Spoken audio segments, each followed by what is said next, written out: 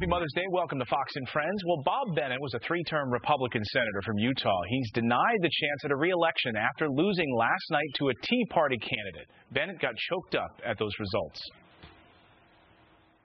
But to have seen the staff step up to this challenge and stand up for me and defend the votes I've cast, even when some of them may have advised me against them,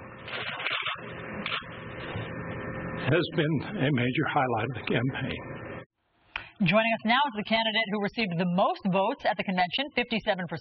He's Utah businessman Tim Bridgewater. Mr. Bridgewater, thanks for joining us. Good morning. Thank you. How do you explain Bob Bennett's loss yesterday? Well, Bob Bennett's a good man.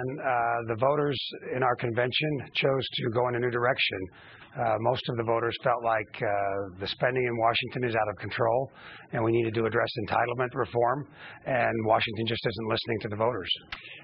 Mr. Bridgewater, it seemed to be all about, for the most part, one vote, and Mr. Bennett voting in favor of the original TARP, which, by the way, a Republican president supported. And economists were telling us if we didn't vote in favor of this thing, the economy would fall off of a cliff. So why would he be held accountable for a vote that our Republican president wanted? Well, that was part of the issue that he had to address in the campaign. But the larger part is that we're $14 trillion in debt. People look out at the horizon and they see irresponsible spending in Washington. They see taxes continuing to go up. And there's a big concern across the country, and especially here in Utah, that Washington isn't listening to the voters and cutting spending at a time when we are having troubles in the economy. So a lot of people wondering this morning if the answer, though, in fact, is the Tea Party. And some critics saying that the Tea Party then represents an extreme movement. In fact, let's listen to Bob Bennett's comments after he lost about the toxic environment. The political atmosphere obviously has been toxic, and it's very clear that some of the votes that I have cast have added to the toxic environment. Looking back on them, with one or two very minor exceptions, I wouldn't have cast any of them any differently, even if I had known at the time they were going to cost me my career.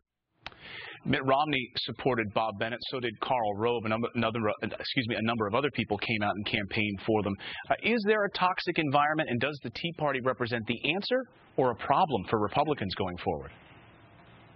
Well, I think if you are an incumbent in office today, there is a toxic environment because the direction of the country causes many Americans some concern.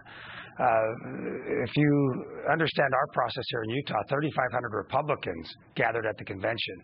Only about a third of those were from the Tea Party movement, new to the process. Many rank-and-file Republicans. I've been a Republican activist for a long time. I believe the Tea Party movement is going to energize grassroots Republicans across this country and help our party to take back control in Congress. Well, Tim Bridgewater, congratulations on your win, and thanks for coming on with your perspective this morning. Thanks, Tim. Appreciate it.